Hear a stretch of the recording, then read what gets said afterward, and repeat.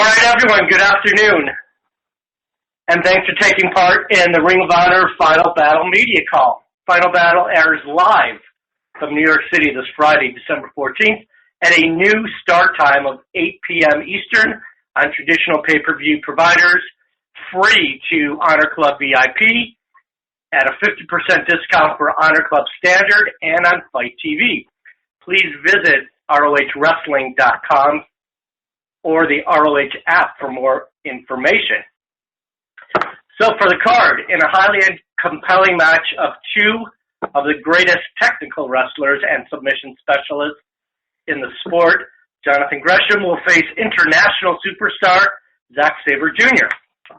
The villain, Marty Scurll, added his name to the history books when he won the Survival of the Fittest tournament by last eliminating Christopher Daniels. However, Daniels needs leverage for a lifeline to extend his ROH stay, and at Final Battle, he faces the villain for Scurll's ROH World TV title.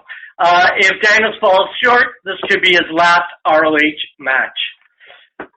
And the first match that was officially signed for Final Battle will feature Kingdom leader Matt Taven against former ROH World Champion Dalton Castle. Taven, the self-professed real world champion, will put his purple-leathered real world title belt on the line as these top stars face off in a can't-miss one-on-one match. Flip Gordon has been attacked, ambushed, and bullied at every turn by Bully Ray, but Flip has a chance to get the ultimate revenge, a chance to make Bully say, "I quit," this Friday. Final Battle will be highlighted by 4 championship matches. Ring of Honor World Television Champion Jeff Cobb will be appearing in his first Final Battle, and his title will be on the line against Hangman Adam Page of The Elite. In a 4-corner survival match, Sumi Sakai puts her Women of Honor World Championship on the line against Madison Rain, Karen Q, and Kelly Klein, marking the 1-year anniversary of the initial announcement of this historic championship. Final Battle will be headlined by a double main event in a match that could be one for the ages. ROH World Tag Team Champion SoCal Uncensored, Frantic Kazarian and Scorpio Sky, literally will put their titles up for grabs in a ladder war against the 2 greatest tag teams in ROH history, Jay and Mark Briscoe, and the Young Bucks, Matt and Nick Jackson. And in a huge Final Battle co-main event, 2-time ROH World Champion Jay Lethal will defend his title against former champion Cody, who has been waiting a full year for a one-on-one rematch for the title since losing it to Dalton Castle at last year's Final Battle. All roads lead to G1 Supercard, co-promoted by ROH and New Japan Pro Wrestling, at sold-out Madison Square Garden on April 6, 2019. And the results of this Friday's Final Battle undoubtedly will have an impact on the historic show. Today we have scheduled 20 minutes each for our guests, the self-professed real world champion Matt Taven and Women of Honor star and championship contender Kelly Klein. So once I state your name and publication, I ask you to keep it to 1 question per guest in order to keep things running smoothly and to give everyone a chance to participate. As a reminder, please keep your phone on mute if you're not asking a question. With that said, I'd like to introduce our first guest, the leader of the kingdom, who will defend his real world championship against Dalton Castle this Friday, Matt Taven. Good afternoon, Matt. Oh, my goodness. What a riveting read that just was. And you had one of many things incorrect, and that is that Matt Taven isn't the self-proclaimed real world champion. He's the Ring of Honor World Champion, Matt Taven. And that's me. It's good to be here. All right. Well, I stand corrected. Let's start with our first question. Let's see who we're going to go to. Actually, someone was going to call in, but he is unavailable, so I'm going to be his proxy. Jim Varsalo from MiamiHerald.com. This is for Matt. with what your opponent has accomplished, do you feel this matchup is most important for your career and one of your biggest battles so far? I mean, it's a historic match because it's my first defense of the Ring of Honor World title. And, you know, what a fitting way to bring it out on pay-per-view and defend it for the first time than giving the rematch to the former champion, Dalton Castle. So in that sense, it's a huge match for me. You know, I want this to be chapter 1 of a historic title reign, and the only way that gets started is by a win in New York City. All right, thank you. And he did have a follow-up, and please remember, I'm just a messenger here. Any comment on that Dolphins-Patriots game ending yesterday? You know, I wasn't expecting these kinds of questions. So fresh, so close, so much open wounded chapter what happened. So I'm not going to comment. That's ridiculous. You know, fluke wins. Whatever. We're moving on. So that has nothing to do with what's going to happen this weekend. Fair enough. All right, next question from Alexandra Robertson from Slam Wrestling. Hi. So as I've been told, this is a preview to the Supercard. Am I not mistaken? I mean, it's safe to assume that, you know, this is the end of 2018 going out with a bang with one of the biggest pay-per-views of the year, and right around the corner in 2019 the Supercard. So you can easily assume that this is a giant launching pad to that event. So does that put any pressure on you at all? You know, it's not something that will be on my mind in the moment, but to say that, you know, Supercard at Madison Square Garden, a sold out, you know, MSG, to say that isn't on my mind or in the back of my mind or something that's pushing me to work harder and to make sure that I do get a win at Final Battle is the Supercard of Honor event right around the corner. So is it distracting? No. Is it motivating? Of course. But I really don't need that in the first place. Thank you. All right. Next is Bill Pritchard from WrestleZone. Go ahead, Bill.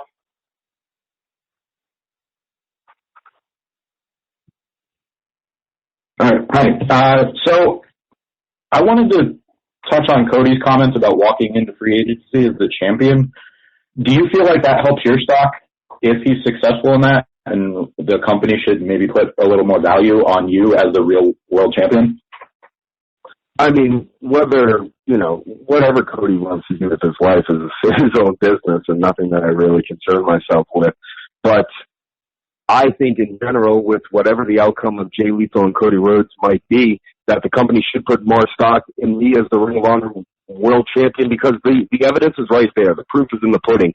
And, you know, we talked about this conspiracy for so long, and anytime I got an opportunity, I succeeded. And all this company needs to do is put me in position to put it on my back, and they would continue to succeed like they have been.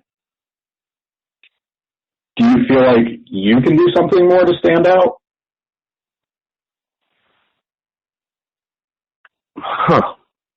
Do I feel like I could do something more to stand out? I think I literally do everything I possibly could. You know, look at my performance in the ring, look at my performance on the mic, look at my performance at the merchandise stand. All right? What more does this company need? What more proof did they need? To me, I'm the Ring of Honor World Champion, and I've done everything imaginable. Everything anyone could ask me to do. And I've done it well, and I've done it right. Thank you. All right, thanks. Next, there's a mysterious caller 9. I like it. I guess they want to be anonymous. All right, James Walsh from Wrestling Epicenter. Go ahead, James. Good to talk to you again, Mr. Taven. How you doing? Good. How are you? I'm doing great. So you're the real world champion, and there is another world champion in Ring of Honor. Are you hoping that somewhere down the road you get the opportunity to unify those two championships? I mean, to me, I've done what I've set out to do. But to make sure I don't have Melvin's asking me the same questions over and over and over again, yeah, sure. Would I like to get in the ring and slap around Jay Lethal or Cody Rhodes and make sure that no one has a single doubt in their mind and everyone's thinking the same way I am? Sure. I wouldn't mind that at all. But right now, it's about me and Dalton Castle and me defeating the former champion, giving him his championship rematch, honoring a time-honored tradition in wrestling, and then moving forward to whoever the next contender is. Beautiful. Thank you. All right, next, Jason Powell from ProWrestling.net. Go ahead, Jason. Yeah, Matt, as the leader of the kingdom, obviously there's benefits to it. Is there any negative, just in terms of you trying to be a standout singles wrestler? There's always going to be the temptation just to put you guys in six-man matches and things like that. Plus, you're trying to help elevate a couple of guys. So maybe just speak to the pros and cons of being the leader of the kingdom. I mean, I really don't see any cons, because if I did, I wouldn't do it. Having your best friend to have your back everywhere you go and do, be by your side with everything you do is a pretty good pro, no matter which way you look at it. I'm getting to travel the world and live my dream and have my best friends, experience these things with me. It's not many people get to do that kind of thing. And then at the same time, I know when I'm in the ring, I always got two guys that I trust more than anything to have my back. I mean, I'm failing to see the downside of it. And again, whenever I've been given the opportunities, whether it's in six-man or singles, I've succeeded. I pinned the Ring of Honor World Champion in Fairfax. And then I've gone on to do nothing but win every single match I've been in since. I'm the Ring of Honor World Champion for a reason. So I feel like I stand out on my own, and six men, it doesn't really matter. So I see no con to it whatsoever.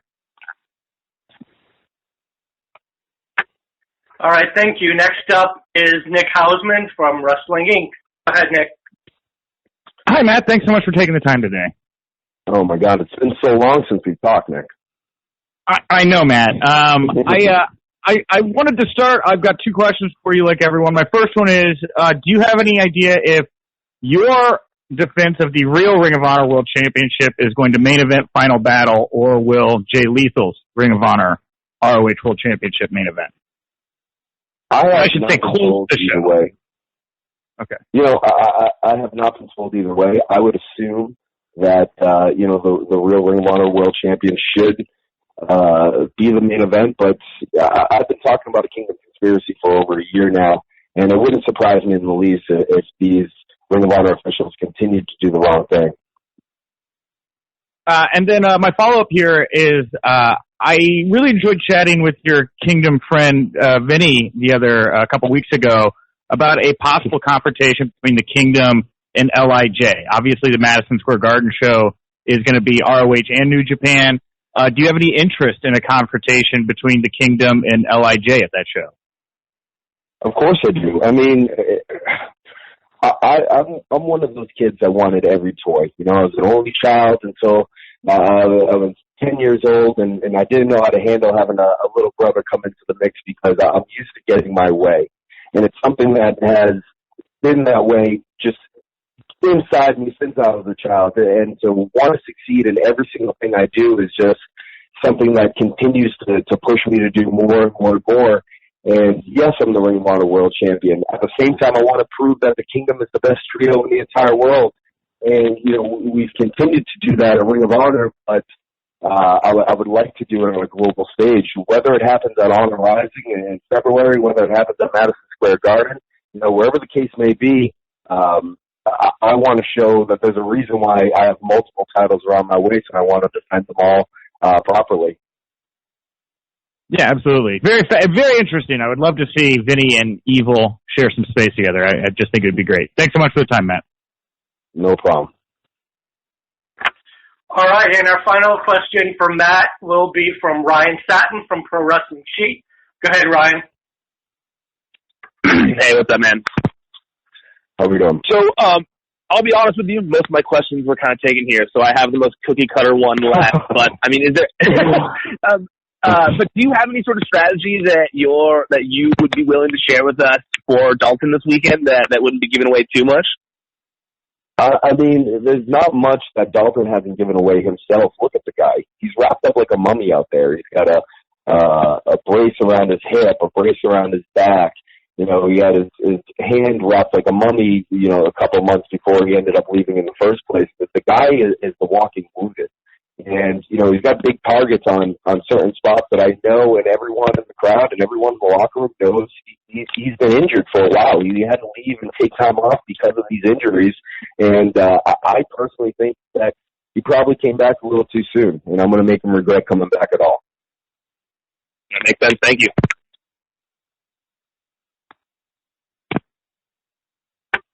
Okay, I think we have actually one more. Chris Featherstone, Pancakes and Power Slams. You there, Chris?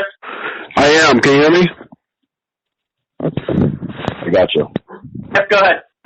Okay, Matt, how are you today? I'm very good. How are you? Doing well. Last time you were on my show, we were talking about your Patriots. I'm a Titans fan, so just to let you know about that. So you guys got stopped by us. Yeah. Onward to the question. So yeah, still tough. I should have known the guy from Miami was going to ask about that golf game. So G1 Supercard, a big deal for Ring of Honor. 55 years unopposed for WWE, and you all in New Japan are coming in swinging to the fences. Now with Ring of Honor being unopposed, you usually compete with the TakeOver that weekend. Does it put more pressure on you specifically and Ring of Honor as a whole to have that day unopposed this year as opposed to different years? I mean, I don't think whether there was another show going on or not, you know, anyone in the Ring of Honor in New Japan locker room would be any less excited for a sold-out Madison Square Garden. Sure. So to me, it's just one of those things where it's not that I feel the pressure from the outside world. I feel the pressure from myself. Mm-hmm. Just thinking about wrestling in Madison Square Garden, where, you know, I've grown up watching wrestling my entire life and have built memories with that roof in the background, and you know, also being a rabid NBA fan, you know, seeing Madison Square Garden, it's just been a place that I've wanted to go to, let alone, you know, walk through the curtain and wrestle and look up at that ceiling and look out at a sold out Madison Square Garden. I mean, that's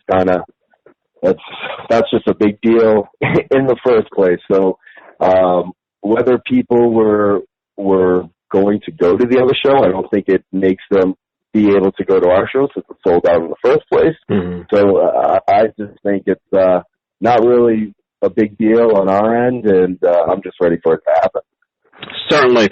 And to follow up on that real quick, what do you think? I mean, you talked about this briefly, but since you are the, quote, real Ring of Honor champion, what do you think about it being undisputed as the main event for the G1 Supercard against the winner of the final battle, I guess, in your case, the fake ROH championship match between Jay Lethal and Cody?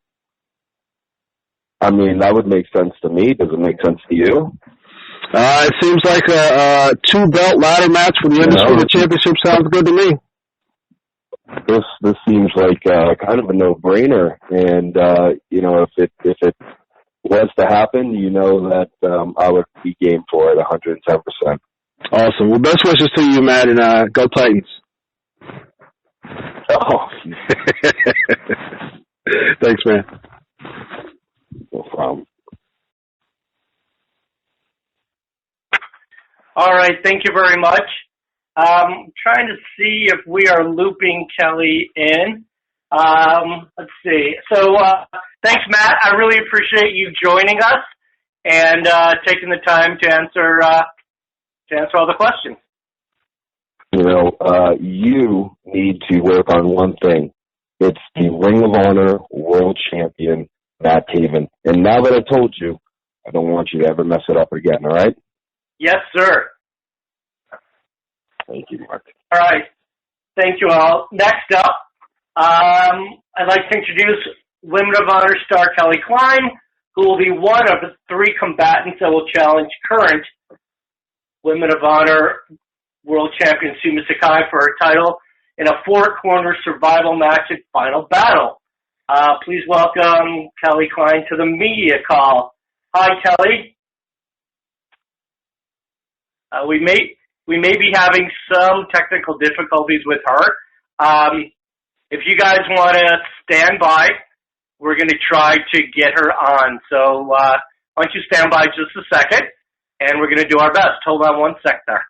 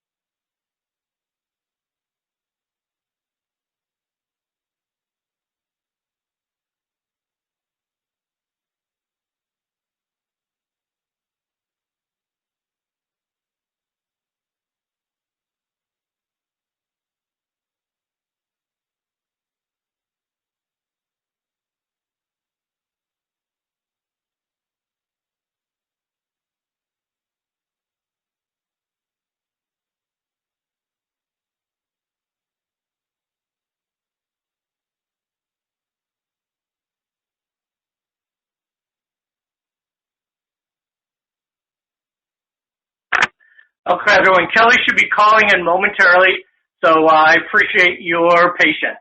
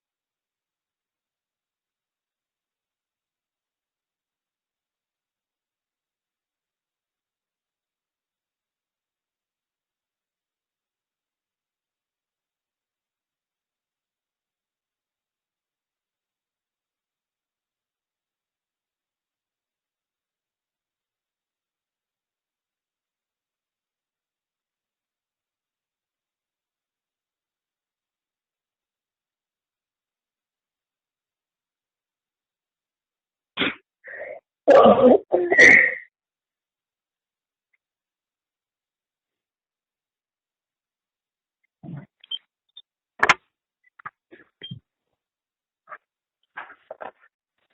doing, Kelly? Are you on the line? I am. All right. Thank you very much, and thank you again, everyone, for staying on and being patient. So once again, I'd like to introduce Women of Honor star Kelly Klein, who will be one of 3 combatants that will challenge current Women of Honor World Champion Sumi Sakai in a 4-corner survival match. The week is limited to one question because we are. Kelly was in the middle of something that came up at the last minute, but broke away for the call. So let's get rolling. First question is from Jim Barcelone. I'm acting as his stead. Do you prepare any differently for this matchup being a 4-way instead of a 1-on-1 battle? And what do you think the state of women's wrestling today, and how has it evolved the past 5 years? In a way, I prepare the same way, just studying and becoming familiar with my opponent's style, approaches, and also their state of mind. But I also have to keep in mind that while I can be aware of all of those things, the dynamic changes when I have to kind of keep my head on a swivel and be aware of everyone around me. I think I focus more on people's state of mind in a situation like this because I have to figure out who I can sort of rely on to work together or not at a given point until we get down to it, and then it's really every woman for herself. But at the beginning, I have to kind of figure out who I may be able to utilize. And then as far as the state of women's wrestling, I think it has been evolving really for a long time, for well over 20 years before anybody even really realized it. There have been a lot of women like Jazz, Medusa, Trish, even back to June Byers and Lorraine Johnson, women who've been working really hard and making it possible for the women today to just keep working for more of a foothold and getting more exposure and more recognition so that we can show more people what we are capable of. Okay, fantastic. All right, let's go to our folks on the call. Alexandra Robertson from Slam Wrestling. Go ahead, Alexandra. Great. Okay, so I spoke to Madison Rain about a week ago, and I was discussing this match with her, and she actually said you guys do have quite the history together. But she also said that you may not know that she's changed a lot in the ring, and she's been doing her homework on you, but she's not sure if you've been doing your homework on her. So I'd like to know how you'd respond to that. Well, I would say that if I hadn't, she shouldn't have said anything, because if I hadn't already, I definitely would now. We definitely have a history. We started around the same time in the same region, and she's right, we worked together a long time ago, and, came across each other many times, and both of us were different people and different athletes at that time, so the dynamic between the two of us is going to be totally different. And this is now a situation that she and I have never been in together, where I have a chip on my shoulder and I have something to point toward, something to prove towards Sumi. But I also realize that a lot of people are looking at Madison Rain as the future Women of Honor champion, and I know that she may be thinking that too. So I have to realize that she's going to be coming in with that confidence, and I have to come in with more confidence, knowing that I am the future Women of Honor champion.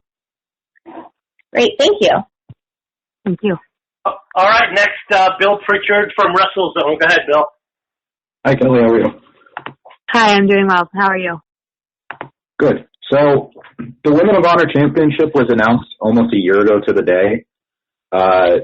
and Sumi beat you in the tournament. So can you comment on where you feel like you've improved most since then? And if you're successful this weekend, what the Women of Honor division is going to look like with you as a champion going into a new year? I think that when I faced Sumi, I took a lot for granted because I had beaten her before and because I had beaten a lot of really, really wonderful, challenging competitors. And, that was something where, maybe I just, because I already looked at myself as the winner, I didn't look at myself as knowing that I was going to win. I sort of, in a way, rested on my laurels maybe a little too much and didn't stay as focused or didn't take her as seriously at certain times. And so now, even in some of my more recent matches, you can see where I may take it a little more seriously if I feel like somebody is starting to get a little bit of traction against me. I react more quickly. I don't wait it out or laugh it off. I start to change gears more immediately. With me as the champion, I'm still going to be the gatekeeper, but I'm going to be, in a position where not only do I have the ability to, force people to prove themselves just to be in Women of Honor, but I'm going to be the keeper of the championship and the face of the division and really try to make a point to make sure that only people who truly deserve it and work for it and earn it appear in that division and appear in the ring with me. And certainly only those people would ever have an opportunity to challenge for the title. All right. And if you're able to impartially look at Sumi's title reign, is there anywhere you think she could improve on an already impressive reign, 245 days plus? Well, it would have been improved had she granted me a rematch a little sooner. That would have made her look a little bit stronger, I'm sure. So it would have shortened her reign as well. Thank you. Thank you. All right, next, Jason Paul from ProWrestling.net. Go ahead, Jason. Yeah, hey, Kelly. Do you expect Women of Honor to play a bigger part on ROH TV and pay-per-view in 2019, or is it going to be kind of similar to the way it's worked out in 2018? Well, in 2018, it did increase, and we have been, over the last couple of years, if you really look back even further, we've made improvements as far as the exposure and the opportunities we've had on the TV shows, on the streaming events, on the pay-per-views. So I really expect that to continue to improve. And I know that there are a lot of different variables at play and a lot of people that are working on all of those things to help make that possible. All right. Thank you for your time. Thank you. All right. Next is James Walsh from Wrestling Epicenter. Go ahead, James. Hi, Kelly. It's great to talk to you again. How you doing? I'm doing well. How are you, James? Doing good. So when we last spoke, there was no Women of Honor title, and we kind of theorized that your, at the time, undefeated streak was kind of like the Women of Honor title. When you did not win the championship, when you didn't win the tournament, how much of a disappointment was it, and what will winning the title mean to you, literally and figuratively being the Women of Honor champion? That was a huge disappointment, and I keep seeing these video packages with just the look on my face immediately after Sumi was announced the champion, and you can see this absolute dismay, and I remember just being just really disappointed in myself, and I look at this as an opportunity to just rectify that and to do better. I let myself down, and I now have the opportunity to make that right. Beautiful. All right. Thank you so much. Thank you. All right. Next, Chris Featherstone from Pancakes and Power Slams. Go ahead, Chris. Kelly, how's it going today? Great. How are you? Good. I was just saying if it was different than the last person I asked you like 3 minutes ago. So I'm glad you're still doing okay. Yeah, nobody asked me anything horrible since then. So it's still good. That's good. That's good to know. So, the interesting thing is, you're at the spot that you are now. And the last time we talked was here at the Ring of Honor show in Columbus about a year ago. And since then, you acquired an over 530-day undefeated streak. Of course, Karen Q put a blip on that because of a count-out victory. But how does that fare with the likes of like Asuka and Bill Goldberg? They get so much notoriety and publicity for their undefeated streaks. But what about Kelly Klein? Well, people, I don't know. I mean, what about Kelly Klein? People know what I'm about.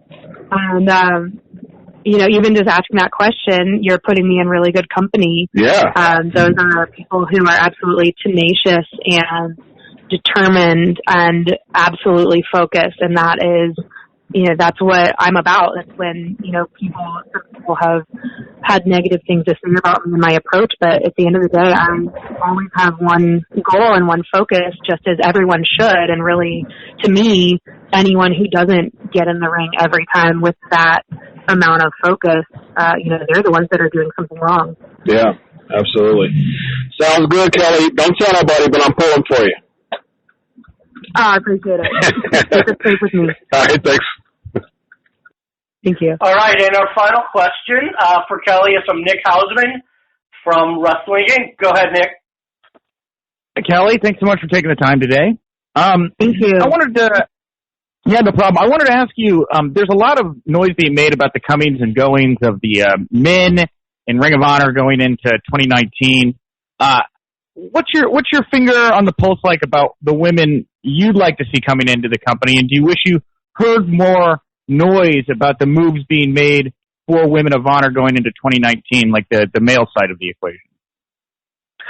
I think that we're hearing more about the men just because it was a more established roster. And if you look at Women of Honor, because it's still really so new, our roster has really just recently felt sort of steady and solid. But we were, going through just a revolving door of women, trying their hand at what it would be like and how they could do in our division. So I think we're still just in that growing and evolving phase where we are going to continue to make changes and bring in new people. And there are so many women who are wrestling around the world, and then so many women who are just showing up now who are in training or just finishing training, and we're still seeing new names and new faces.